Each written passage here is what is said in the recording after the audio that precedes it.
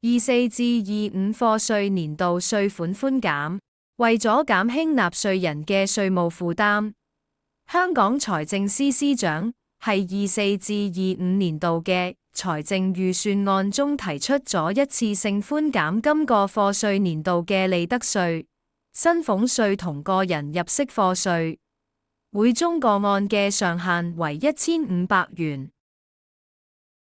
2. 薪俸稅嘅寬減，佢嘅適用對象為所有需繳納薪俸稅嘅個人。單身人士嘅寬減上限為每人1500元，而合併評稅嘅已婚人士、夫妻二人合共上限為1500元。寬減措施嘅適用範圍為：1. 利得稅寬減。適用對象為所有喺香港經營業務並需要繳納利得稅嘅企業，而每個業務嘅寬減上限為1500元。3.